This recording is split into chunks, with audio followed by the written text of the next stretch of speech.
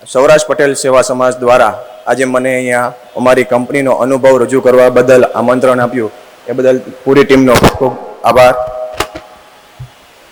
કે આજનો વિષય મેઇન છે કે ગ્રોથ ઇન પાર્ટનરશિપ. જાજા હાથ રળિયામણા. કે ભાઈ જાજા હાથ રળિયામણા શા માટે, શું કરવું જોઈએ, કે શું કામ જાજા હાથ જોઈએ આપણે, એના વિશે મારી કંપનીનો જે અનુભવ છે એ મારે શેર કરવા માગું છું. તો એલડી ગ્રુપ, તો કે એલડી ગ્રુપ ક્યાંથી આવ્યું, એનું નામ કઈ રીતે આવ્યું સાહેબ? તો કે એ 3 મિત્રો હતા, પછી હું આવ્યો આ કંપનીમાં. આશીષભાઈ, નિકુંજભાઈ અને રોહિતભાઈ. એ 3 મિત્રો અલગ અલગ કંપનીમાં જોબ કરતા હતા. આશીષભાઈ છે રિલાયન્સમાં ખુદ હતા, કે જે અમે અત્યારે બિઝનેસ કરીએ છીએ એની ટેકનિશિયન લેબમાં હતા. નિકુંજભાઈ તો કે બેંકમાં હતા. રોહિતભાઈ તો કે પોતે એમ્બ્રોઇડરીનો બિઝનેસ કરતા હતા. તો એ બધા ત્યારે 22 વર્ષની ઉંમર. તો કે હવે આપણે એક નવો બિઝનેસ સ્ટાર્ટ કરીએ, કંઈક નવું કરીએ માર્કેટમાં. તો ત્યાંથી એને વિચાર કર્યો કે ચલો હવે નવો બિઝનેસ લાવીએ માર્કેટમાં. અને રાત્રે મિટિંગ કરતા કે શું કરશું. તો બિઝનેસ નક્કી કર્યું શરૂ કરવાનો. ત્યાંથી પછી કે ભાઈ આપણે આ બિઝનેસ કરવો તો પ્રોડક્ટ કઈ, તો આપણી પ્રોડક્ટ કે ભાઈ અમારી નિપુણતા, હું જે ટેકનિશિયન છું જે પ્રોડક્ટનો એનું મને નોલેજ છે એ હું લાવી શકું છું માર્કેટમાં. ત્યાંથી પછી માર્કેટમાં સેમ્પલિંગ લાવ્યા, જોયું ઓકે છે. તો હવે કે ભાઈ આપણે કયા નામ હેઠળ આ પ્રોડક્ટ સેલ કરશું, શું નામ રાખશું કંપનીનું. તો એના માટે બી એક મિટિંગ કરી કે ભાઈ એવું નામ રાખીએ કે લોકોના દિમાગમાં તરત બેસી જવું જોઈએ, સિમ્પલ, સાદું અને તરત બેસી જવું જોઈએ. તો કે ભાઈ આના માટે વિચાર કર્યો કે આપણા ત્રણેયનું નામ બી આવવું જોઈએ. કઈ રીતે? તો કે એલડી. એલડી નો મતલબ શું? તો કે ભાઈ 3 મિત્રોની સરનેમ છે, એકની છે લાઠિયા, એકની છે ધોળિયા અને એકની છે ડાવરા. આ ઉપરથી ટૂંકું અને ટચ નામ અમે ક્રિએટ કર્યું કે ભાઈ એલડી ગ્રુપ. આ નામ હેઠળ બસ ત્યાંથી નક્કી કર્યું આ નામ હેઠળ આપણે આપણી પ્રોડક્ટ સેલ કરવાની છે. 2013ની ફેબ્રુઆરીમાં આ નક્કી થયું કે ભાઈ હવે આપણે પ્રોડક્ટ સ્ટાર્ટ કરીએ, આપણો બિઝનેસ સ્ટાર્ટ કરીએ. આ શુભ શરૂઆત ફેબ્રુઆરીમાં કરી, પેપર કીએ વર્ક કર્યું, આ છે તે છે કર્યું. એના પછી તો કે ભાઈ હવે આપણે ફંડિંગની જરૂર પડશે. ફંડિંગ શું? તો કે ભાઈ નાની એવી ઉંમર હતી હજી, તો બધા મિત્રો હતા, શરૂઆત થઈ હતી, કોઈએ 6 મહિના વર્ષ દિવસ જોબ કરી હતી. તો કોઈ પાસે જે ફંડ હતું, થોડું ઘણું સેવિંગ હતું, 25-50 હજાર, લાખ રૂપિયા, એ કરીને 1 લાખ રૂપિયા, ખાલી 1 લાખ રૂપીસ એ સમયમાં 1 લાખ રૂપિયા ભેગા કર્યા. પછી તો કે ભાઈ હજી બી થોડાક ઘટે છે. તો ભાઈ મિત્રોને કીધું ભાઈ 50,000 રૂપિયા ઉછીના આપો, બિઝનેસ કરવો છે. આ રીતે 1.5 લાખ રૂપિયા શરૂઆતમાં ભેગા કર્યા અને શરૂઆત કરી કે એલડી ગ્રુપ નીચે એક આપણે પ્રોડક્ટ લેવા, એ 1.5 લાખ રૂપિયાનું મટીરિયલ લેવા. ફર્સ્ટ ઓર્ડર એ બી આલોક ઇન્ડસ્ટ્રી, અત્યારે જે નામ છે ઇન્ડસ્ટ્રી, ફાઈબર ઇન્ડસ્ટ્રીમાં. પહેલો ઓર્ડર આલોકમાં આપ્યો હતો. ત્યાંથી આવેલા 4 ગઠાણ કે ભાઈ 1 ટન માલ લેવા. ઓકે. તો હવે શું કે આને આપણે સેલ કઈ રીતે કરશું? તો કે મિત્રો એ સેલિંગની જવાબદારી ભાઈ કે સેલ હું કરીશ, પાછળનું પ્રોડક્શન હું જોઈશ જવાબદારી, તો પછી ડિલિવરી કોણ જોશે? તો ભાઈ ત્રીજો પાર્ટનર કે એ ડિપાર્ટમેન્ટ મારો. આ રીતે 1 બાય 1 બધા મિત્રોએ જવાબદારી સ્વીકારી લીધી. તો કે આના પાછળનું રહસ્ય તો કે ભાઈ એક માણસ ઉપર કોઈ બર્ડન ના આવવું જોઈએ. આ જ રીતે પહેલો ઓર્ડર આવ્યો, એને સેલ કરતા 6 મહિના લાગ્યા. કેટલા? 6 મહિના. કેમ? 22 વર્ષની ઉંમર માત્ર. હવે માર્કેટમાં જઈએ ને સેલ કરવા, તો બી અમારી જે સામે હતા વ્યક્તિઓ કે વેપારીઓ બધા 40+, 40, 60, 70 સુધીના અમે વેપારીઓ છે. અમે જાય તો નાના એવા લાગીએ કે આ તો છોકરાડાવ છે, આ તો શું કે આપણને માલ વેચવાના, આ શું ક્યાંથી લાવશે માલ. પણ હિંમત ના હાર્યા. 6 મહિના સુધી ઝઝુમ્યા. આ માર્કેટ, અમદાવાદ માર્કેટ, બધા માર્કેટોમાં 6 મહિના સતત દોડ્યા.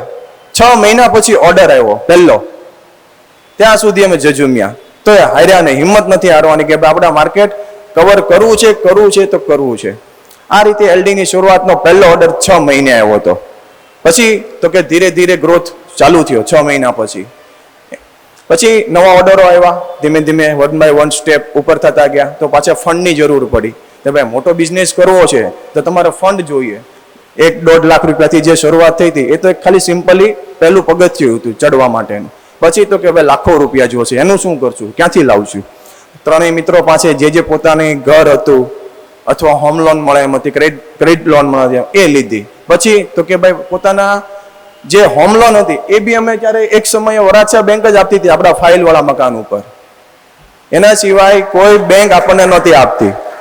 તો એ સમયે અમે વરાછા બેંકમાં અમારું જે દસ્તાવેજ વગરનું મકાન હતું એ ત્યાં મૂક્યું અને એના પર બી અમે 5 લાખ રૂપિયા લોન લીધી. કેમ કે આ બિઝનેસને વધારવો છે કોઈ પણ સંજોગે. એ કરી શરૂઆત કરીને પછી પાછા પહેલા નાની નાની ગઠાણો લાવતા, પછી આખી ગાડી લાવવાની શરૂઆત કરી, આખા આઈસર ભરવાની 9 ટનની શરૂઆત કરી. ત્યાંથી એ 2 વર્ષનો સમયગાળો આ રીતે પૂરો થઈ ગયો, એ સેટ થઈ ગયો બિઝનેસ. પછી તો કે હવે નવો આઈડિયા આવ્યો, હવે આપણું જ રો મટીરિયલ છે એમાંથી શું કરશું, કંઈક નવું લાવીએ. તો એમાંથી બી એક નવો આઈડિયા આવ્યો કે ભાઈ આપણે નવી પ્રોડક્ટ લોન્ચ કરીએ માર્કેટમાં. તો ઓકે, ત્યારે અમે બધા મિત્રો, નાનપણના જ મિત્રો, બધા સાથે ભણતા, એક જ સોસાયટીમાં રહેતા. અત્યારે બધા અલગ અલગ થઈ ગયા રહેવાનું રેસિડન્ટ, પણ જ્યારે અમે સાથે ભણતા ત્યારે બધા જ એક સોસાયટીમાં રહેતા. ત્યારથી આ સફર અમારી શરૂ છે. તો બીજો પાર્ટનર જ્યારે અમે મિત્રો મળતા, આ 2 વર્ષ તો એને સક્સેસ ગયા. પછી તો કે ભાઈ હું પોતે બી એમ્બ્રોઇડરીના બિઝનેસમાં સાહેબ. પછી તો કે ભાઈ મારે બી હવે તકલીફ છે, એમ્બ્રોઇડરીમાં મજા નથી આવતી, તો કંઈક બિઝનેસ હોય તો મને સજેસ્ટ કર. એ કે આપણી પાસે એક આઈડિયા છે, આવી જા ને તું બી આવી જા. શું છે તો કે ભાઈ આપણું જે ફાઈબર છે એમાંથી એક નવી આઈટમ બને છે, એના માટે મશીનરી જરૂરી છે. આ રીતે મિટિંગ કરી, એ લોકો તો એની સહમત થયા, હું બી સહમત થયો. અને 2015માં મેં પાછી નવું એક યુનિટ એડ કર્યું, પ્રોડક્શન ડિપાર્ટમેન્ટ. એમાંથી પછી શરૂઆત કરી, મશીન આવી ગયું, માણસો આવી ગયા, જગ્યા ભાડે રાખી લીધી. પછી તો કે ભાઈ એ યુનિટને મારે સેટ કરતા 1 વર્ષ લાગ્યું. 1 વર્ષ રાઈટ 12 મહિને પહેલો ઓર્ડર આવ્યો. કેમ કે ભાઈ પ્રોડક્ટ નવી, નવો આઈડિયા, નવું મશીનરી, અને આ માર્કેટનો કોઈ અનુભવ નહીં ત્યારનો, નવી પ્રોડક્ટનો. તો એને ધીમે ધીમે સેટ કરતા જે પ્રોડક્ટ માર્કેટને જોતી હતી એ લાવતા 1 વર્ષનો સમય. 1 વર્ષ દરમિયાન શું તો બધા જ ખર્ચા ચાલુ, ભાડા, વ્યાજ, લેબરોના પગાર, બધું જ ચાલુ. કમાવાની જગ્યાએ દર મહિને 1.5-2 લાખ રૂપિયા આપવાના. તો ત્યારે ટેન્શન, ત્યારે કોઈ સદ્ધર નહોતું અમારા કોઈમાંથી, કોઈ નહીં. બધા માન મૂડી લઈને થોડીક આવ્યા હતા. તો એનું હું બધા આવ્યા, ભાઈ કે શું લાગે તમને, નહીં ચાલે. ઇવન અમે જ્યાં ભાડે રાખતા હતા ત્યાં આજુબાજુવાળા એમ કહેતા આ લોકો ઉઠી જશે 1 વર્ષની અંદર, એવા શબ્દો અમને કીધેલા. પણ નહીં, સપોર્ટ હતો એકાબીજાને કે આપણે જે થાય આ સેટ કરવાનું છે તો કરવાનું છે. આખરે 1 વર્ષ પછી એક ઓર્ડર આવ્યો અને ત્યારથી પાછી શરૂઆત કરી, હિંમત મળી ગઈ કે નહીં આપણી પ્રોડક્ટ ચાલી. અને પછી એના 4 વર્ષે અમે અમારા ફૂલ ઓન માર્કેટમાં સેલ કે ભાઈ ધબધબાટી બોલાવી કે જ્યાં જુઓ ત્યાં એલડી ગ્રુપનો માલ હોવો જોઈએ. આ રીતે 2013થી 2019 સુધી આ 2 ડિપાર્ટમેન્ટ અમે સેટ કર્યા. પછી તો કે બધા જ મિત્રો પાછા, જ્યાં અમારું એકાઉન્ટિંગ થાય એ ઓફિસ હતી, ત્યાં બી અમે ક્યારેક 10 દિવસે 15 દિવસે વીકલી મળતા કે ભાઈ શું છે આપણું સ્ટેટસ શું છે, અથવા હસી મજાક કરીએ સન્ડે બધા બેસીને. તો ત્યાં હસમુખભાઈ બી બેસતા, એ બી ડિપાર્ટમેન્ટ, એમાં એકાઉન્ટિંગ લોન ડિપાર્ટમેન્ટમાં હતા. તો એક દિવસ એ બી સેડ હતા કે શું થયું ભાઈ, કેમ તારું મન ઉદાસ છે? તો કે મારો જે ડિપાર્ટમેન્ટ છે એમાં અત્યારે મજા નથી આવતી. શું પ્રોબ્લેમ છે? કે સેટ નથી ધંધો. ઓકે, તો હજી આપણી પાસે એક નવો બિઝનેસ આઈડિયા છે, તારે આવું છે એમાં? તો મેં કીધું વિચાર કરી લે. શું?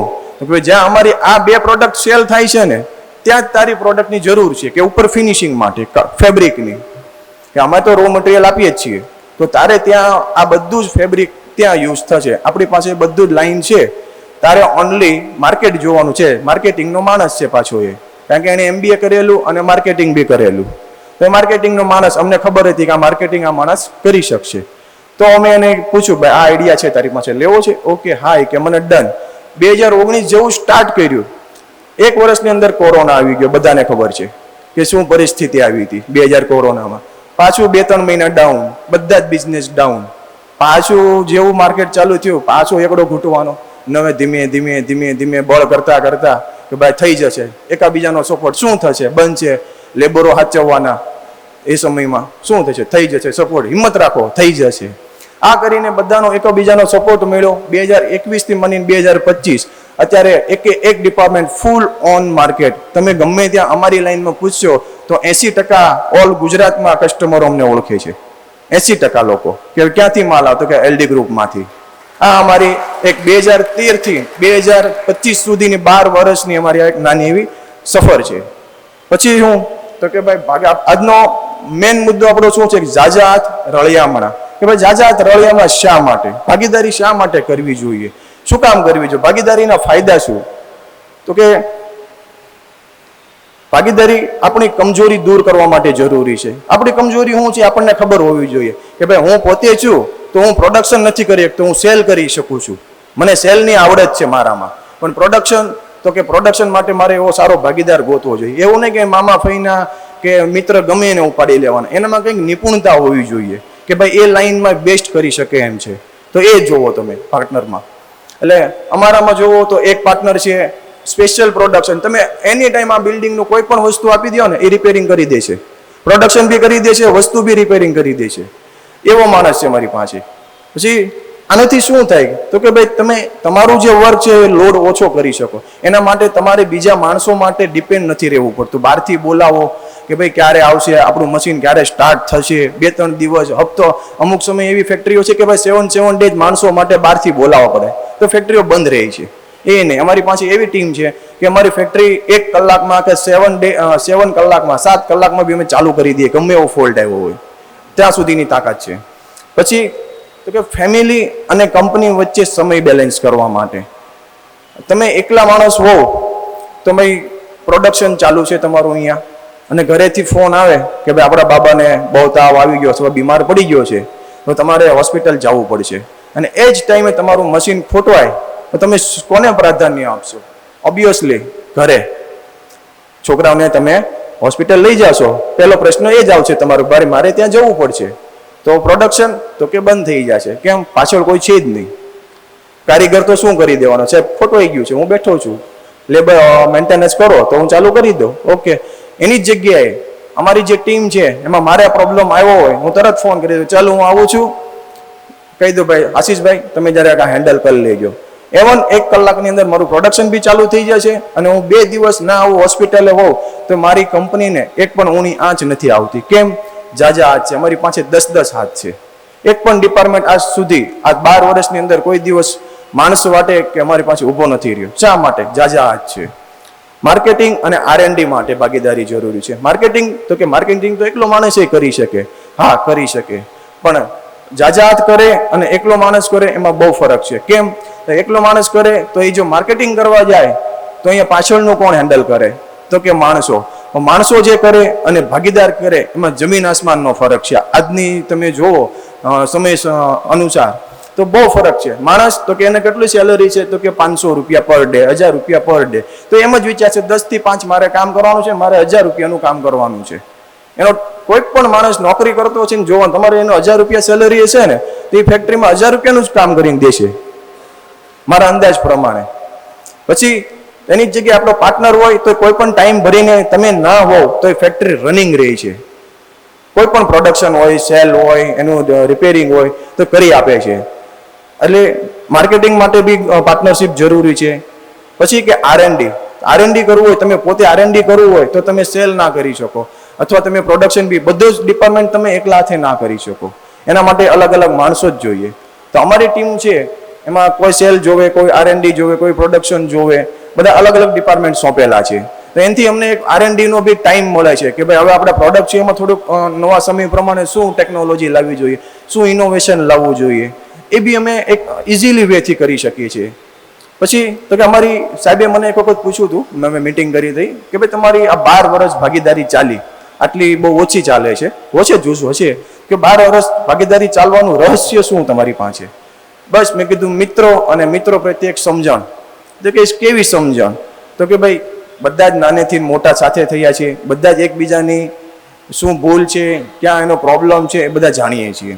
તો કે બીજી શું સમજણ? તો કે ભાઈ ફેમિલી પ્રોબ્લેમ હોય છે, અથવા કે ભાઈ તમારા કોઈ પારિવારિક જવું હોય છે, અથવા કે આર્થિક સંકટ હોય છે કે બધાના દિવસો સેમ નથી હોતા, બરોબર? તો કે આર્થિક સંકટ હોય ત્યારે શું કરવું? તો આર્થિક સંકટ હોય ત્યારે એને આપણે સામેથી કહેવું પડે કે ભાઈ તારે જે જરૂર છે, ફંડની જરૂર છે, બહારથી ના મળે તો તું કંપનીમાંથી લઈ લેજે, મૂંઝાતો નહીં. આ એક સપોર્ટ હોવો જોઈએ. પછી તો કે તમે આની પાછળ શું કામ ભાગીદારી ટકી શું કામ રહે? તો કે ભાઈ એના જે માઇન્ડમાં સેટ છે કે મારે પૈસા બહારથી ગોતવાના છે, એની જગ્યાએ અહીંથી જ મળી રહી છે, તો એનું માઇન્ડ એકદમ વેલ સેટ રહે છે, બીજે એક માઇન્ડ ઘૂમતું નથી, અને એ કંપનીમાં ધ્યાન વધારે આપી શકે છે. બીજું શું છે? તો કે અમારું એક મેઇન થોટ છે કે ભાઈ જે બપોરે જમવાનું છે ને એમ ફરજિયાત સાથે જ જમીએ. આપણે કહેવત છે ને, અન્ન ખાય ભેગા તો મન ન થાય, એવું કંઈક શું સાહેબ છે તમે કીધું?